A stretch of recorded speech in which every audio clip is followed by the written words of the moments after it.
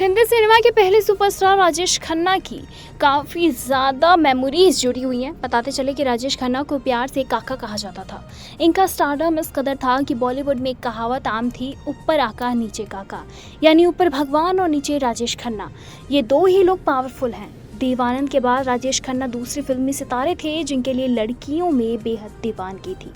1970 के दशक में इनके बंगले पर लड़कियों के इतने खत आते थे कि उन्हें पढ़ने के लिए अलग से एक आदमी रखना पड़ा। इनमें कई खत खून से लिखे होते थे। राजेश खन्ना अमृतसर में जन्मे थे और गरीबी के कारण माता पिता ने इन्हें अपने एक रिश्तेदार को गोद दे दिया था। फिल्मों में आने के लिए इन्होंने खूब कोशिशें की। एक टैलेंट हंट में 10,000 लोगों को हराकर राजेश खन्ना कंपटीशन जीते और इसी के जरिए उन्हें 2 फिल्में मिली। यहाँ से शुरू हुआ स्टारडम का सिलसिला। ऐसा चला कि आज तक किसी दूसरे स्टार ने ऐसा खूबसूरत दौरा नहीं देखा। करीबी 20 साल बॉलीवुड पर अकेले राजेश खन्ना ही छाए रहे। अमिताभ के एंग्री यंग मैन इमेज वाली एंट्री के बाद स्टारडम हिल गया। फिर वो दौर भी आया जब राजेश खन्ना अकेले रह गए। राजेश खन्ना का जन्म 29 दिसंबर 1942 को अमृतसर में हुआ। उनका जन्म लाला हरी नंद खन्ना और चंद्ररानी खन्ना के घर हुआ। उनके एक बड़े भाई भी थे। राजेश खन्ना का पहला नाम जतिन खन्ना था।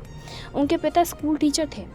1947 में जब देश का बंटवारा हुआ तो उस विभाजन में राजेश खन्ना के परिवार ने भारत को चुना और अमृतसर में बस गए। देश विभाजन में उनके पिता की नौकरी चली गई, जिस वजह से उन्हें तंगी का सामना करना पड़ा। हालात इस कदर बदतर थे कि वो परिवार का पालन पोषण नहीं कर पा रहे थे। इसी वजह से उन्होंने 6 साल के राजेश खन्ना को मुंबई में रहने वाले रिश्तेदार चुन्नीलाल खन्ना और लीलावती को सौंप दिया। बचपन से राजेश खन्ना को काका नाम से मतलब यानी कि छोटा बच्चा बुलाया जाता था। और काका नाम का मतलब होता है, पंजाबी भाषा में काका का मतलब होता है छोटा बच्चा। 10 साल में ही राजेश खन्ना थिएटर से जुड़ गए। उन्हें बोंगो और तबला बजाने में खास दिलचस्पी थी। स्कूल के दिनों में जितेंद्र उनके बहुत अच्छे दोस्त थे। एक्टिंग से उनको बहुत प्यार था, तो वो कॉलेज के दिनों में भी थिएटर और स्टेज शो से जुड़े थे। साथ ही स्टेज शो से कई अवार्ड्स भी अपने नाम किए। राजेश खन्ना ने अंधा युग नाम के एक नाटक में सानिक का किरदार निभाया, जिसे देख चीफ गेस्ट ने कहा कि बेटा तुम्हें फिल्मों में काम करना चाहिए। लेकिन पिता नहीं चाहते थे कि राजेश खन्ना फिल्मी दुनिया में कदम रखे। पिता के मना करने के बाद भी वो नहीं माने। सिनेमा के लिए उनका लगाव कम नहीं हुआ। ये बात उन्होंने अपने मामा को बताई, जिन्होंने फिल्म के लिए उनका नाम बदलकर राजेश खन्ना रख दिया। राजेश खन्ना को स्पोर्ट्स कारों का बहुत ज़्यादा शौक था। वो ऑडिशन में भी MG स्पोर्ट कार से देने जाया करते थे और उस समय ऐसी कारों के कलेक्शन फिल्मी सितारों के पास भी नहीं होते थे। जब वो ऑडिशन देने जाते थे तो उनकी कार वहाँ पार्क होती थी, जहाँ कई फिल्मी सितारे और डायरेक्टर प्रोड्यूसर की गाड़ियाँ पार्क होती थी। कभी कभार जब राजेश खन्ना की मुलाकात किसी डायरेक्टर से होती थी तो वो कहते थे कि अगर आप जूनियर आर्टिस्ट का भी रोल मुझे दे देंगे तो मैं उसे भी पूरी शिद्दत से करूँगा। लेकिन कोई भी उनकी बातों में तवज्जो नहीं देता था। 1966 में राजेश खन्ना की पहली फिल्म आखिरी खत रिलीज़ हुई। इस फिल्म को 40वें ऑस्कर अवार्ड के बेस्ट फॉरेन लैंग्वेज फिल्म के तहत एंट्री मिली, लेकिन फिल्म नॉमिनेशन राउंड से बाहर हो गई थी। हालांकि राजेश खन्ना की पहली फिल्म फ्लॉप रही। 1967 में आई फिल्म उनकी दूसरी फिल्म रिलीज़ हुई, जिसने बॉक्स ऑफिस पर ताबड़तोड़ कमाई की। फिल्म का बजट 65 लाख था, जिसने इंडियन बॉक्स ऑफिस पर 1 करोड़ का कलेक्शन किया। पहली फिल्म आराधना का टाइटल वंदना था। ठीक इसी कहानी पर एक और फिल्म लिखी गई थी, जिसका टाइटल एक श्रीमान एक श्रीमती था। जब ये बात फिल्म आराधना के डायरेक्टर शक्ति सामंत को पता चली तो शुरुआत में उन्होंने फिल्म बनाने से मना कर दिया। हालांकि बाद में कहानी में कुछ बदलाव किए गए। डबल रोल का कॉन्सेप्ट लाया गया, जिसके बाद आराधना बनी।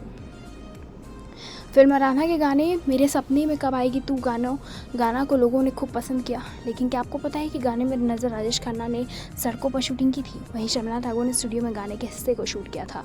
दरअसल जब इस गाने को फिल्माया गया तो शर्मिला टैगोर किसी कारणवश शूटिंग सेट पर नहीं जा पाई। इसी वजह से राजेश खन्ना के हिस्से को सड़क पर शूट कर लिया गया। वहीं बाद में एक स्टूडियो में शर्मिला टैगोर के हिस्से को शूट किया गया, जिसके बाद में एडिट करके दर्शकों के सामने लाया गया। राजेश खन्ना को लोगों के बीच में ज़बरदस्त दीवानगी दिखी थी। जहाँ वो लोग फिल्मों की शूटिंग करते थे तो वहीं पर फैंस देखने के लिए पहुंच जाते थे, जिसने कभी कभी हादसे में भी हो जाता था। किस्सा है कि फिल्म कटी पतंग की शूटिंग का जब राजेश खन्ना शूटिंग के लिए नैनीताल गए तो शूटिंग लोकेशन नैनी झील के आसपास का था और इसके लिए उस झील को 3 दिनों के लिए चारों तरफ से नाव से बांध दिया गया। वजह ये थी कि लोग उन्हें देखने के लिए बड़े तादाद में वहाँ ज़रूर पहुँचेंगे, जिस वजह से हादसा होने की खतरा थी। दूसरा किस्सा है फिल्म अमर प्रेम का। इस फिल्म के लिए एक सीन का शूटिंग कोलकाता के हावड़ा ब्रिज के नीचे होनी, जहां पर राजेश खन्ना को शर्मिला टैगोर के साथ बोट में नजर आना था, लेकिन बाद में वहां के अथॉरिटी ने इसके लिए परमिशन नहीं दी। अथॉरिटी का कहना था कि राजेश खन्ना को देखने के लिए हावड़ा ब्रिज पर इतने लोग जमा हो जाएंगे कि पुल टूट भी सकता है, इसीलिए शूटिंग वहाँ नहीं हो सकती। राजेश खन्ना के दोस्तों की लिस्ट में साउथ एक्टर कमल हसन का भी नाम शामिल है। एक बार राजेश खन्ना के साथ कमल हसन एक अमेरिकन फिल्म देखने गए। वहाँ मौजूद लोगों को इस बात का जब पता चला तो उनको बिल्कुल भी अंदाज़ा नहीं था कि वहाँ पर राजेश खन्ना भी है। सब कुछ ठीक था और फिल्म भी खत्म हो गई, लेकिन राजेश खन्ना फिल्म खत्म होने के बाद उसके टाइटल एंड को देखने लगे। उधर कमल हसन की इस बात को चिंता सताने लगी कि अगर ये बात वहाँ मौजूद लोगों को पता चल गई तो थिएटर में भगदड़ मच जाएगी। आखिरकार वही हुआ, लोगों ने राजेश खन्ना को पहचान लिया और उन्हें छूने के लिए वहाँ मौजूद लोगों में खींचातानी होने लगी। कमल हसन ने उस भीड़ को राजेश खन्ना को बचा के बाहर निकाला, लेकिन लोगों की खींचातानी में राजेश खन्ना की शर्ट फट गई। हालांकि इसके बावजूद मुस्कुरा रहे थे। राजेश खन्ना के लिए फैंस की दीवानगी कभी ख़त्म नहीं हुई। एक बार उनसे एक फ़ैन की मुलाकात हुई जिसने उन्हें एक उनकी फ़ोटो का कलेक्शन दिखाया। उसे देखकर राजेश खन्ना हैरान रह गए और खुश भी हुए।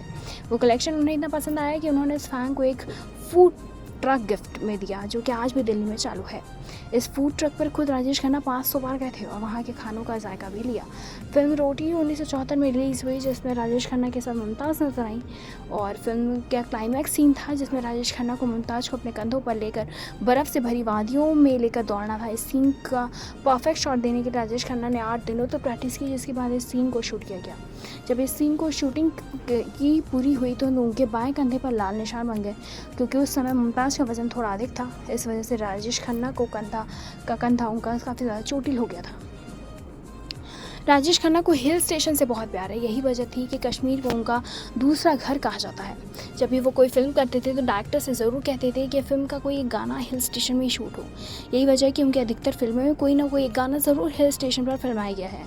1969 से लेकर 1972 के ये दौर थे जब राजेश खन्ना किसी भी फिल्म में नजर आते थे तो उनकी एक खास फरमाइश होती थी कि उनकी फिल्मों के गाने किशोर कुमार ही गाए।